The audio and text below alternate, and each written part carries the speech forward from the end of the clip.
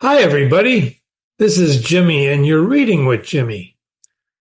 We're reading the Meditations of the Emperor Marcus Aurelius Antonius, translated by George Long. This is meditation number 8. Meditation 8, number 1. This reflection also tends to the removal of the desire of empty fame, that it is no longer in thy power to have lived the whole of thy life, or at least thy life from thy youth upwards, like a philosopher, but both to many others and to thyself. It is plain that thou art far from philosophy. Thou hast fallen into disorder. Then so that it is no longer easy for thee to get the reputation of a philosopher, and thy plan of life also opposes it. If then thou art truly seen where the matter lies, throw away the thought. How thou shalt seem and be content if thou shalt live the rest of thy life in such wise as thy nature wills. Observe then what it wills, and let nothing else distract thee, for thou hast had experience of many wanderings without having found happiness anywhere, not in syllogisms, nor in wealth, nor in reputation, nor in enjoyment, nor anywhere. So what is it then? In doing what man's nature requires. That's where it's at. How then shall a man do this? If he has principles from which come his affects and his acts. Well, what principles? Those which relate to the good and bad. The belief that there is nothing good for man which does not make him just, temperate, manly, free. And that there is nothing bad which does not do the contrary to what has been mentioned. This is an interesting first reflection, isn't it? Note the word reflection. Meditation, right? George Long could have said meditation, this meditation, but he used reflection. Because when he's translating the Greek, he's trying to be accurate, so Marcus must have wrote a word in Greek that meant reflection. Which actually begs the question, maybe this should have been titled, the whole book, Reflections. So difficult introspection is what I wrote for this one. This is difficult introspection. In other words, introspection is difficult. Number 2, on the occasion of every act, ask thyself, how is this with respect to me? Shall I repent of it? A little time and I am dead, and all is gone. What more do I seek, if what I am now doing is the work of an intelligent living being, and a social being, and one who is under the same law with God? Jimmy titled this Judgment, making a judgment. So Marcus is saying, with every act, you should be asking yourself, what is this with respect to me? How does this relate to me? Whatever you're doing, whether you're driving your car, whether you're going to work, whether you're sitting on a chair watching a football game, how is this with respect to me? Shall I repent of it? Am I going to be sorry I did this? Because in a little time I'm dead anyway and all is gone. What more do I seek if what I am doing now is the work of an intelligent living being? See? So if you're doing the work of an intelligent living being, you're pretty much a social being and one who is under the same law with God. Notice the singular. We're going to talk about how he uses gods. So I put the word judgment here. He's saying judge, make judgments. Alexander and Gaius and Pompeius, what are they in comparison with Dionysius and Heraclitus and Socrates?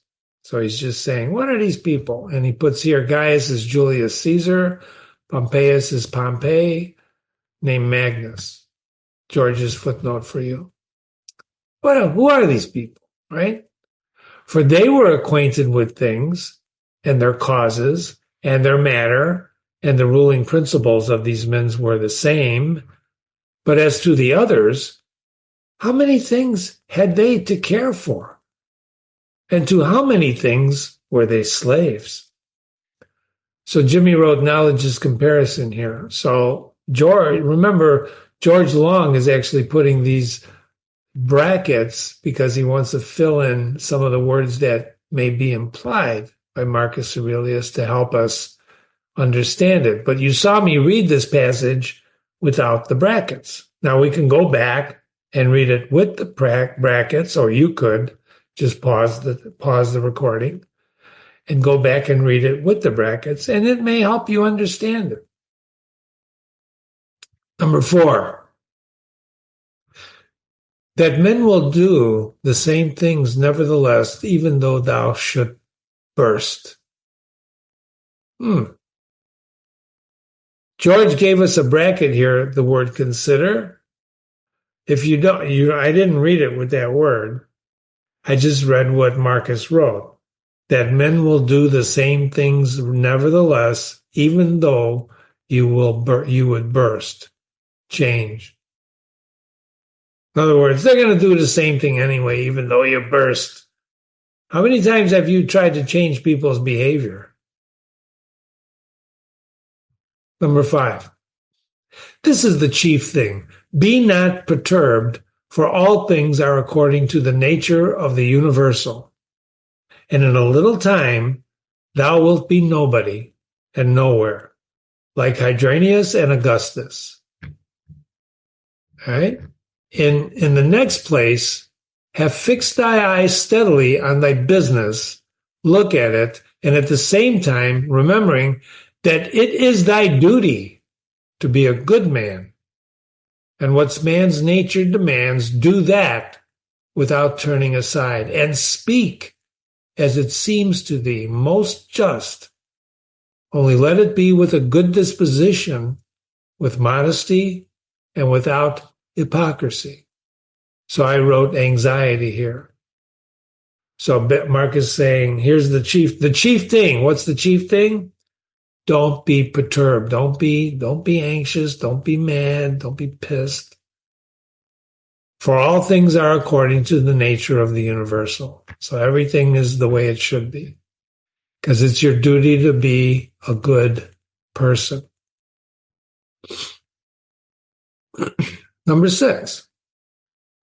The nature of the universal has this work to do. Notice the hyphen. This work. To remove to that place the things which are in this, to change them, to take them away hence, and to carry them there. All things are change. And yet we need not fear anything new. All things are familiar, but the distribution of them still remains the same. Jimmy wrote change here. That's what all things are. Everything changes, ladies and gentlemen. Nothing stays the same. Remember that one of the core beliefs of Marcus, one of the truths of life. You can't put your foot in a river in the same place because the river moves. All things change. And the nature of the universal has this work to do. What is the work of the universal?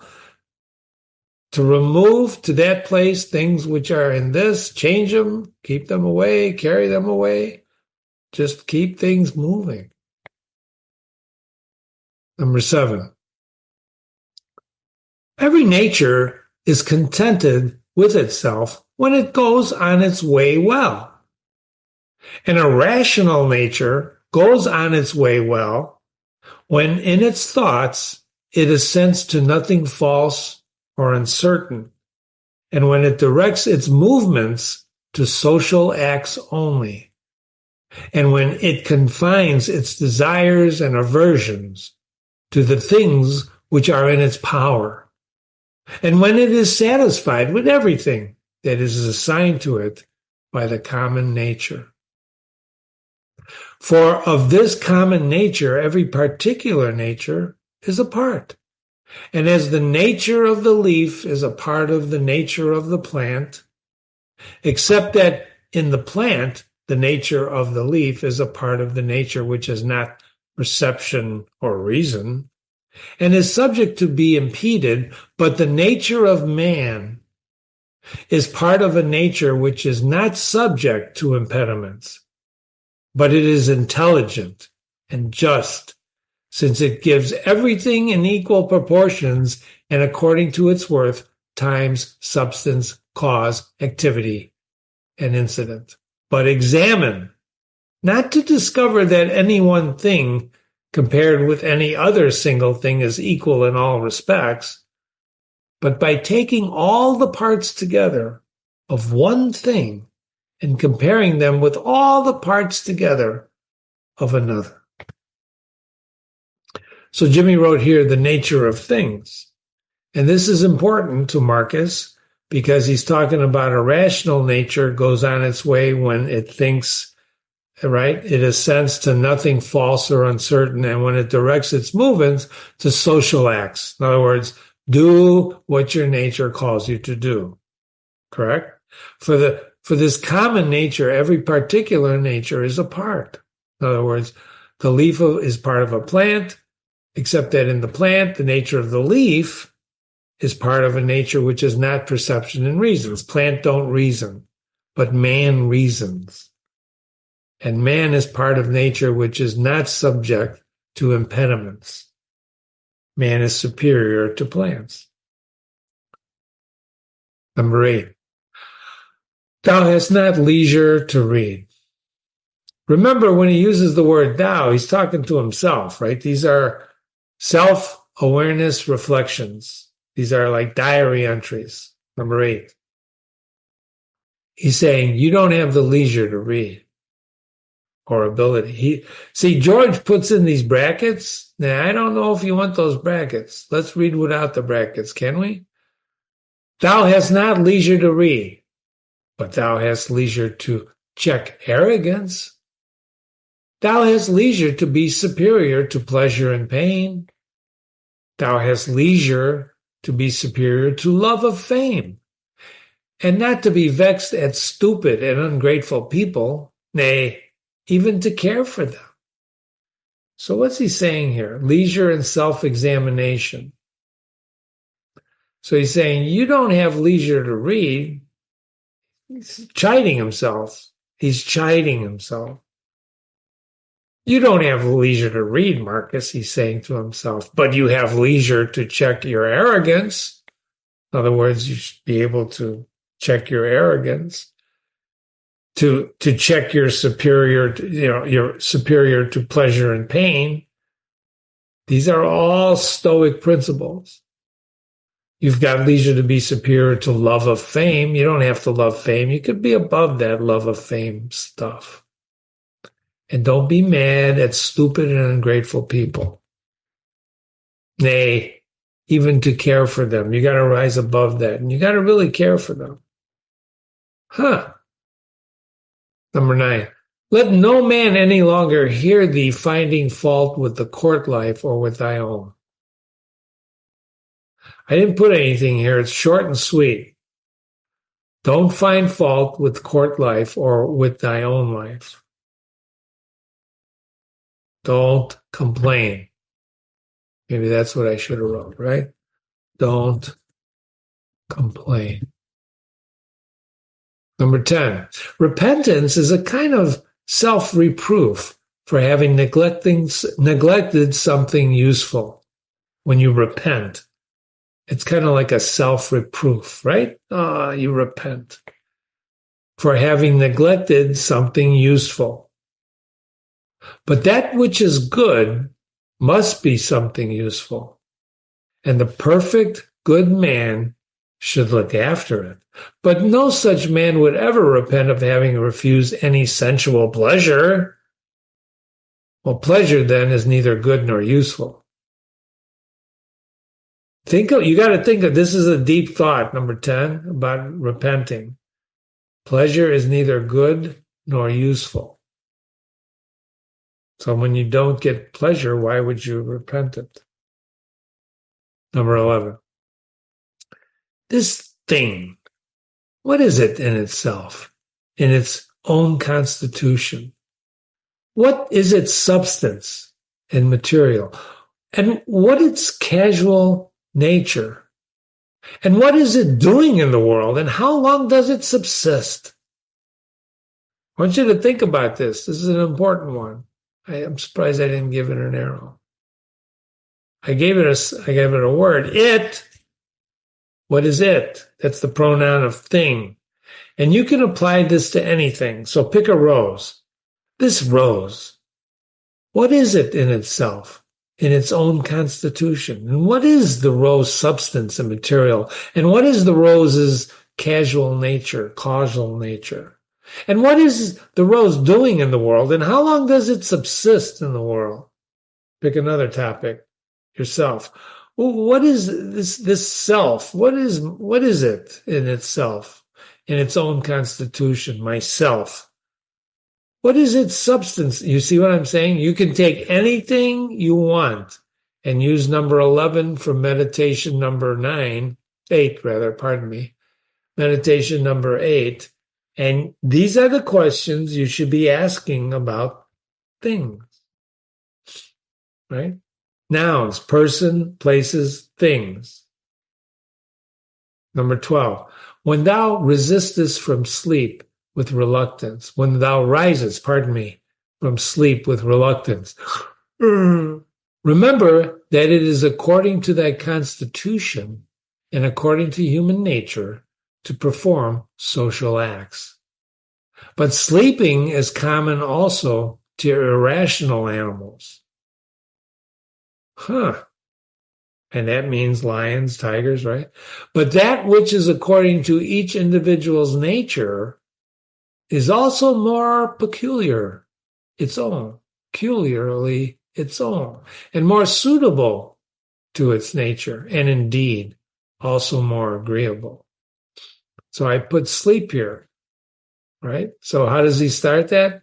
When you get up with reluctance, oh gosh, I gotta get up. Remember that it is according to their constitution and human nature to perform social acts. You got to get off your butt, right? To perform social acts. Go to work. Go to work.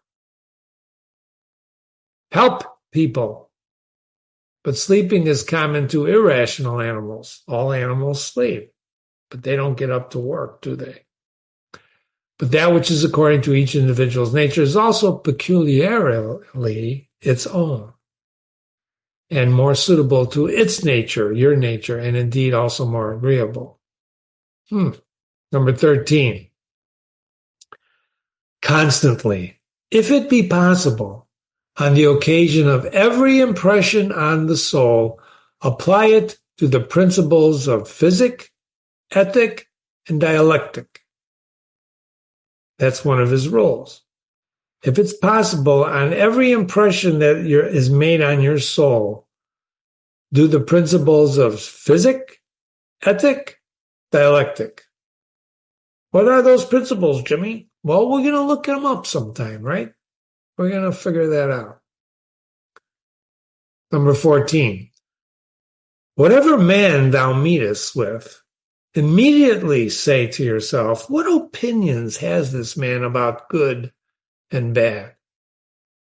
What if with respect to pleasure and pain and the causes of each, and with respect to fame and ignominy, death, life, he has such and such opinions, and it will seem nothing wonderful or strange to me if he does such and such things, and if I shall bear it in mind that he is compelled to do so. Think clearly. So, when you meet someone for the first time, you form an impression, right? Marcus is saying, when you meet with someone, say to yourself, what opinions does this person have about good and bad?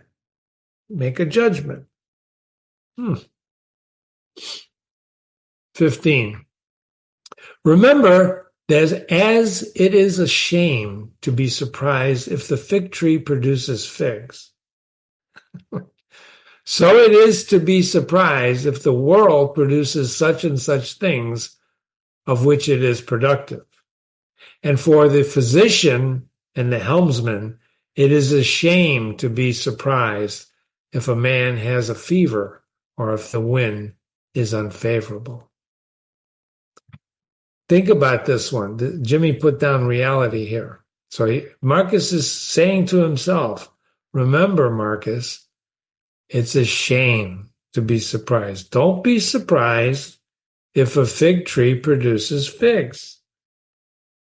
I think this is one of the most remarkable passages. There are a lot of them remarkable. Every one of them is remarkable. But here he's saying, why are you surprised if a fig tree produces figs? Right? Why are you surprised if a man has a fever and he calls for a physician, or if the wind is unfavorable to the helmsman? Why are you surprised by these things when in fact that's their nature? And the same thing applies to goofy, right? Goofiness. Why are you surprised that guy's goofy when he's goofy? He's goofy. 16. Remember, and he's got a note here about Thucydides. He puts a footnote up here for number 1 in this passage about thinking clearly. Justice and honesty will be the first topics of our speech, especially if you are asking for alliance, blah, blah, blah, blah, blah. That's Thucydides here, and that's a little note you can read on your own. Number 16. Remember that to change your opinion and to follow him who corrects thy error, your error, is as content with freedom, is as consistent, with freedom as it is to persist in your error. Remember to change your opinion and follow someone who corrects your error is consistent with freedom as it is to persist in your error. So if you weren't corrected, you'd be free to follow your error. It's freedom, right? For it is thy own, the activity which is exerted according to thy own movement and judgment, and indeed, according to thy own understanding. I put following here, but this is more than following now that I'm reading it out loud with you. It's basically saying you have a choice. If someone corrects you and you follow him, you're free to do that as well as persist in your error. So in fact, I'm going to correct this right now in front of you. This is really about freedom. I don't know why I put that note in there about following. It's really freedom. Freedom. In other words, if someone corrects you, you're free to follow him if he corrects you and you know and you realize you're wrong. And you're also free to follow your error. I don't believe you. So you're free to continue that, right? Because it's all based on your own understanding. 17. If a thing is in thy own power, why dost thou do it? If a thing is in thy own power, why do you do it?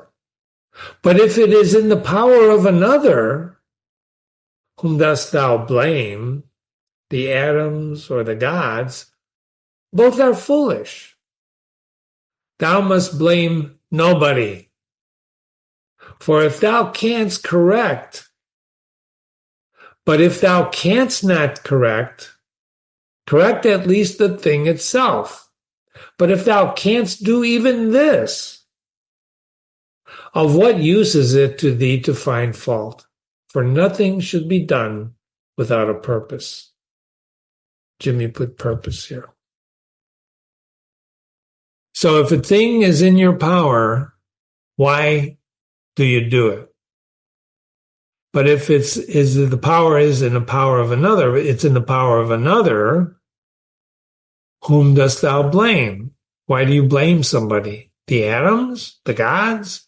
Blaming both are foolish, so you must blame nobody. Why are you blaming anybody if it's not in your power and it's in the other person's power? For if you can't correct it, if you can't do this, correct at least the thing itself. But if you can't even do that, what use is it for you to find fault? For nothing should be done without purpose. In other words, everything being done is with purpose, whether it's under your power or another person's power. This is a very deep thought, isn't it? What does it mean? Well, you have certain powers, right? You have certain things you can do. You can walk, right? But if you couldn't walk, if suddenly you lost the power of walking, then it's in the power of another, right? Whom dost thou blame? Why would you blame somebody if you can't walk? Why would you blame somebody? So you shouldn't blame nobody. What's the use of finding fault? Nothing should be done without purpose. Right? Get it? 18. That which has died falls not out of the universe. Here's an interesting thought. If it stays here, it also changes here. And it is dissolved into the proper parts, which are elements of the universe and of thyself. And these too change, and they murmur not. So Jimmy put change here. We are the stuff that stars are made of. And darn it, I'm going to find out who said that. It's an astronomer. It's going to come to me, or I'm going to look it up by the time I read next time with you. If it stays here, it also changes here and is dissolved into parts, which are elements of the universe. And everything changes. So, and they murmur not, they don't complain. 19. Everything exists for some end, a horse, a vine. Why dost thou wonder? Even the sun will say, I am for some purpose. And the rest of the gods will stay the same. For what purpose, then, art thou? To enjoy pleasure? See if common sense allows this. Jimmy wrote purpose. Everything exists for some end. Horse, vine. Why do you wonder? What's your purpose? What is your purpose? To enjoy pleasure? Please. See if common sense allows this. Allows what? Enjoying pleasure. Is that why you're here? I don't think so. Number 20. Nature has had regard in everything, no less to the end than to the beginning and the continuance, just like the man who throws up a ball. So he's basically saying nature, no less to the end, the beginning, and the continuance. Nature's in charge here, right? What good is it then for the ball to be thrown up, or harm for it to come down, or even to have fallen? And what good is it to the bubble while it holds together, or what harm does it do when it bursts? The same may be said of light. This is an interesting passage because he's basically saying everything, right, is no less. Nature is controlling everything from the beginning to the middle to the end, including light. Light. Number 21, turn it inside out and see what kind of thing it is. And when it has grown old, what kind of thing it becomes, and when it is diseased.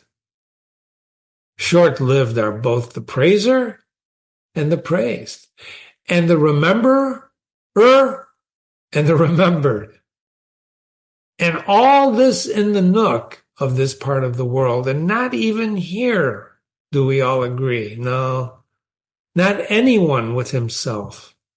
And the whole earth, too, is a point. Jimmy wrote comparison. So he's basically saying if you examine something, turn it inside out. But short-lived are both the praiser and the praised, right? Everything, short-lived. The rememberer and the remembered. And all this in a nook of this part of the world, and not even here do we all agree. And the whole earth too is a point. It's just a point. Number 22, attend to the matter which is before thee, whether it is an opinion or an act or a word. Focus. Thou sufferest this justly, for thou choosest rather than to become good tomorrow than to be good today. Attend to what's in front of you, whether it's an opinion, an act, or a word. You suffer this justly. What do you suffer? This thing, this focus. For you choose rather to become good tomorrow than to be good today. You're making the choice what to focus on. Number 23. Am I doing anything? I do it with reference to the good of mankind. Does anything happen to me? I receive it, refer it to the gods and the source of all things, from which all that happens is derived. This is part of Marcus's self-doubt. This appears throughout his meditations, this constant introspection. Am I doing anything? Have you ever asked yourself that? The hell am I here for? Am I doing anything worthwhile? Some people go through life and never ask that question. How sad is that? I do it with reference to the good of mankind. He answers his question. Whatever he does, I do it to the good of mankind. Remember, he believes he's here to serve. Does anything happen to me because of what he does? I receive it, what? And refer it, what? To the gods and the source of all things from which all things are derived. It, what is it? I reserve it. His deeds, what he does, his actions. Number 24. Such as bathing appears to thee. Oil, sweat, dirt, filthy, water, all things disgusting. So it is every part of life and everything. Jimmy wrote down here reality. What is reality? Now remember, this is number 24. Such as bathing appears to thee. He's taking an impression of bathing. Maybe Marcus was taking a bath. Oil, sweat, dirt, filthy water, everything disgusting. So it is every part of life and everything. Wow. I was telling my wife the other day, Marcus really is, sometimes you read a lot of this stuff, it's kind of depressing, right? But like a thought like that, a meditation like that, it's kind of reality, right? Number 25. Lucia saw Varus die, and then Lucia died. Secunda saw Maximus die, and then Secunda died. See what I mean about depressing? Epichentus saw Democritus die, and then Epichantus died. Antonius saw Faustina die, and then Antonius died. That's him. Such is everything. Celer saw Hadrianus die, and then Celer died. And those sharp-witted men, they're either seers or men inflated with pride. Where are they? For instance, the sharp-witted men, Charax, Demetrius, Platonus, Adomon, and anyone else like them, all ephemeral. What's ephemeral? It's short-lived. Ephemeral means short-lived. Dead long ago. Some indeed have not been remembered even for a short time, and others have become the heroes of fables. And still again, others have disappeared even from the fables. Remember this then, that this little compound, thyself, must either be dissolved, or thy poor breath must be extinguished, or be removed and placed elsewhere. Jimmy wrote death. That's what he's talking about here. Death, right? How short life is, right? Sometimes the translations are really poetry. This little compound thyself. I never thought of myself as a little compound. Did you? Number 26. It is satisfaction to a man to do the proper works of a man. Now, it is a proper work of a man to be benevolent in his own kind, to despise the movement of the senses, to form a just judgment of plausible appearances, and to take a survey of the nature of the universe and of things which happen to it. So Jimmy wrote here, the proper work of a man. And now you know. Could be proper work of a woman too. Remember, we're not prejudiced. 27. There are three relations. The one to the body. He's got a footnote here. Okay, so Schultz is another translator, right?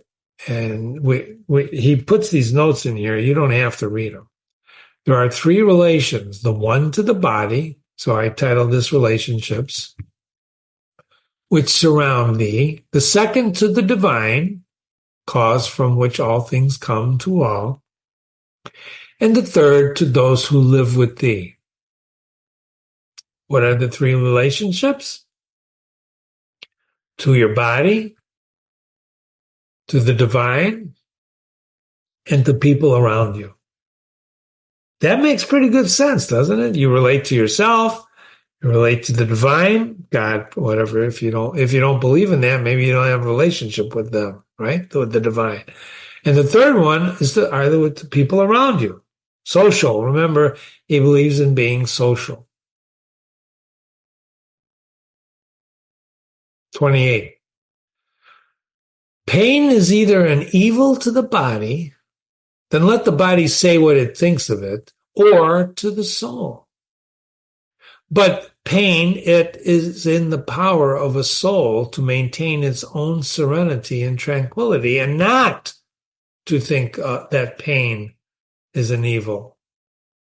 For every judgment and movement and desire and aversion is within, and no evil ascends so high. This concept of what is pain is interesting. It appears elsewhere in the Meditations. And he's saying pain is either an evil to the body or to the soul. Right? There's a dash here. Pain to the body, then let the body say what it thinks of it, or to the soul. But it can't be to the soul, because the soul has its own serenity, tranquility, and it rises above. Nothing can rise above the soul, your soul, including pain. And what is pain? We talked about this previously. What is pain? Can you define it? Doctors usually give you the chart, 1 to 10. What's your pain level? How much pain are you in? What is pain? It hurts. 29. Wipe out thy imaginations by often saying to thyself, now it is in my power to let no badness be in this soul, nor desire, nor any perturbation at all. But looking at all things, I see what is their nature, and I use each according to its value. Remember this power which thou hast from nature. Power or point of view. Imagination is not good. That's where opinions are formed. Wipe them all out and just say it's in your power to let no badness be in your soul or desire or any perturbation perturbation at all. Don't be vexed. And looking at all things, see what is their nature and use what you see according to its value. Got it? Pretty good advice, huh? 30. Speak both in the Senate and to every man, whoever he may be, appropriately, not with any affectation. Use plain discourse. That's me clapping. Number 30. Speak plainly, right? No big words, no ostentatious, right? Oh, speak plainly. Speak plainly. Number 31. Augustus's court, wife, daughter, descendants, ancestors, sister, Agrippina, kinsmen, intimates, friends, Arenas, Aeneas, physicians, sacrificing priests, the whole court is dead. And then turn to the rest, not considering the death of a single man as of the Pompey, and that which is inscribed on the tomb, the last of his race. And then consider what trouble those before them have had that they might leave a successor. And then that of necessity, someone might be the last of his race. Again, here consider the death of a whole race. That's his thought again about death. So Augustus was the first emperor, Agrippina. All these people play. If you read I, Claudius by Robert Graves, it's a great book. Not a classic, but an excellent book. It talks about Claudius and the emperors from Augustus onward. And they're all dead, according to Marcus, of course. And he will be dead too, as he often thinks about. Number 32. It is thy duty to order thy life well in every single act. And if every act does its duty as far as is possible, be content. And no one is able to hinder thee, so that each act shall not do its duty. But something external will stand in the way.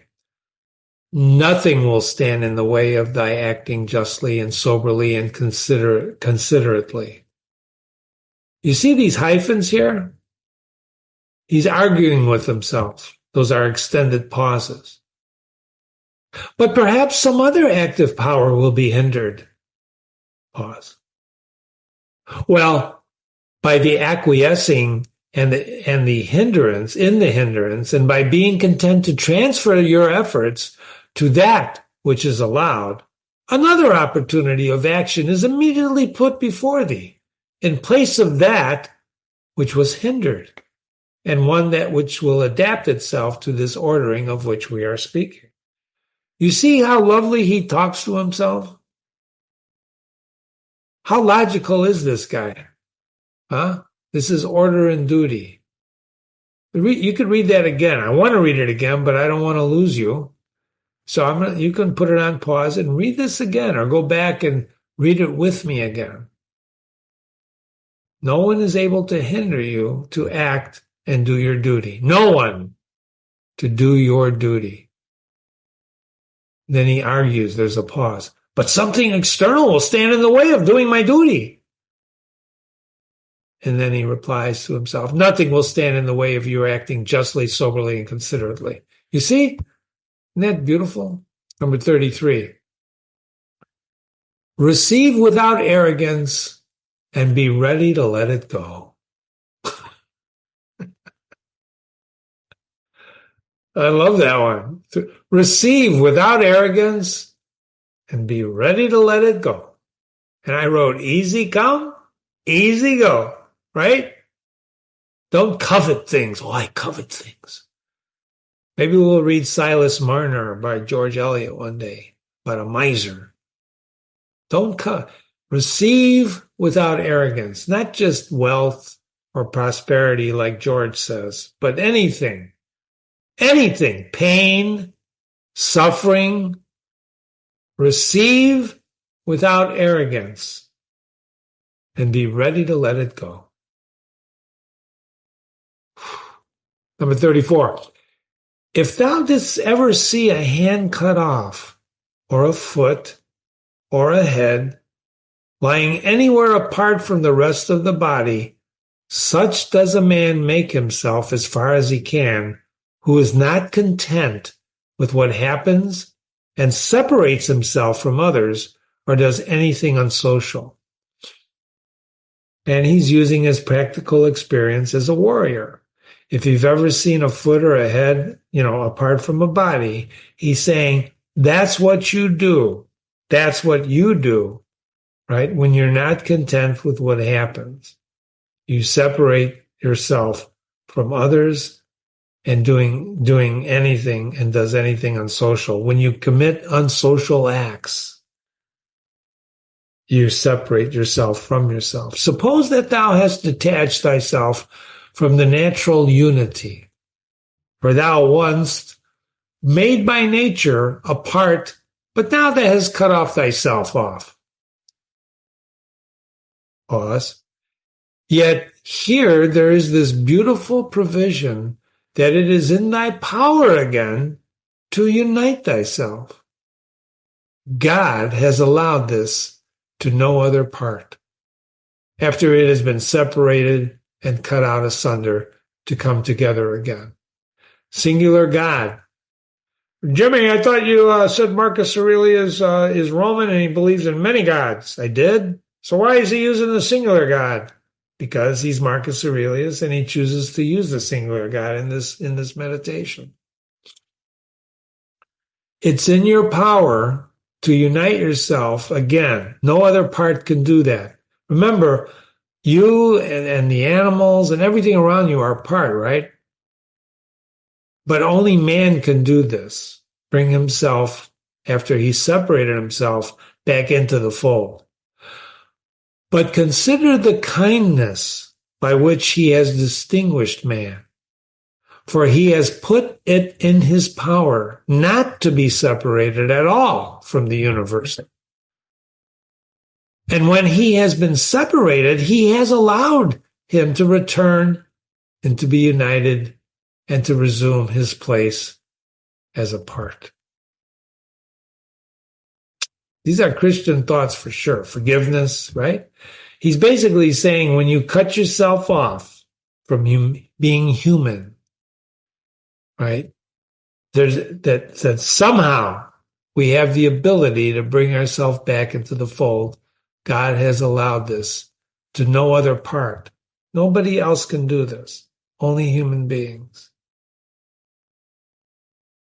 Wow. 35. As the nature of the universal has given to every rational being all the other powers that it has, so we have received from it, the universal, this power also. For as the universal nature, right, converts and fixes in its predestined place everything which stands in the way and opposes it and makes such things a part of itself, so also the rational animal, me and you, is able to make every hindrance of its own material and to use it for such purposes as it may have designed. I put power here because that's what we're talking about is power.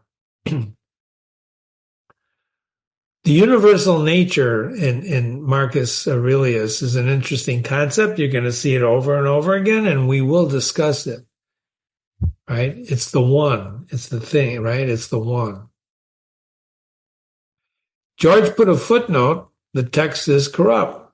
The text is corrupt. Remember when he uses this footnote here? He's saying at the beginning of the paragraph, but the meaning will appear if the second, right, change will not establish the grammatical completeness of the text. So he's saying he's not sure of this translation, but the way we read it, I think it's pretty clear what Marcus Aurelius meant. Number 36. Do not disturb thyself by thinking of the whole of thy life. Let not thy thoughts at once embrace all the various troubles which thou mayest expect to befall thee. But on every occasion, just ask yourself, what is there in this which is intolerable and past bearing. For thou wilt be ashamed to confess. In the next place, remember that neither the future nor the past pains thee, but only the present. But this is reduced to very little if thou circumscribed it and chidest thy mind if it is unable to hold out against even this. The present. Don't think about the past. Don't think about the future. Just think about the present. But remember, it's reduced to very little. In fact, you can't even touch the present, can you? You see what I'm saying? Pardon me. Number 37. Does Panthea or Pragmas now sit by the tomb of Varus? Varus is down here as a footnote. Does Charnuus and Datomus sit by the tomb of Hydranius? That would be ridiculous. Well, suppose they did sit there. Would the dead be conscious of it? And if the dead were conscious of them sitting there, would they be pleased? And if they were pleased, would they make them immortal? Was it not in the order of destiny that these people, these persons too, should first become old women and old men and then die? And what then would those do after they were dead? These were dead. All of this is foul smell and blood in a bag.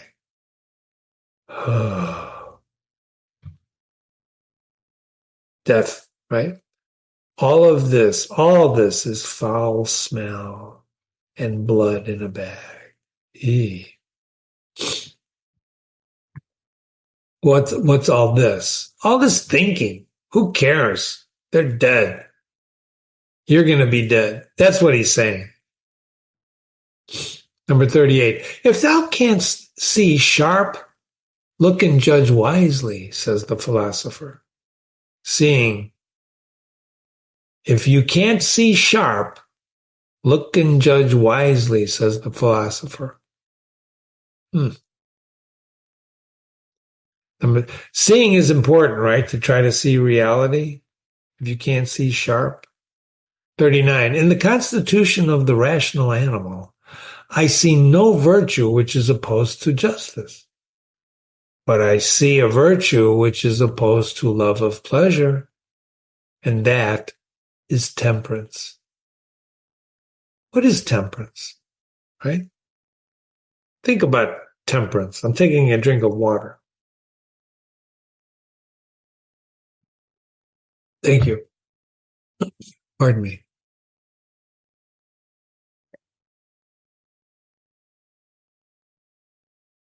Temperance is opposed to the love of pleasure. Pleasure is too much, right?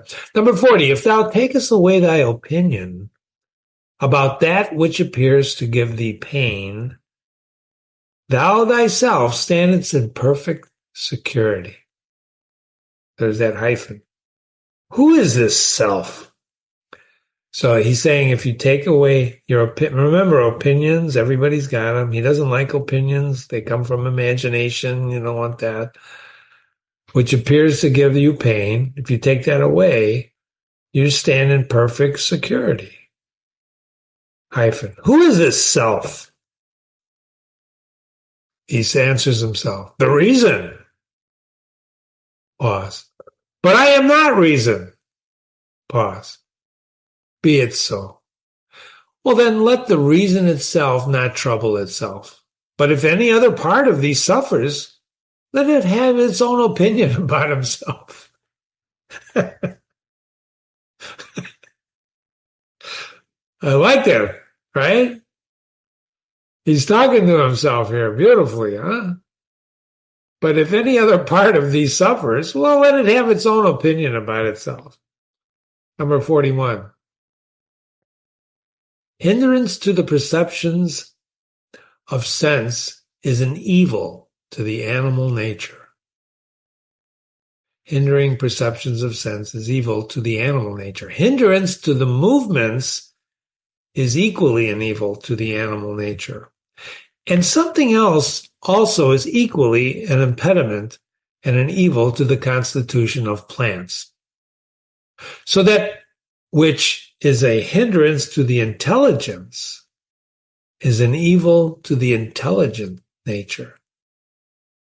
Apply all these things then to yourself, to thyself. Does pain or sensuous pleasure affect thee?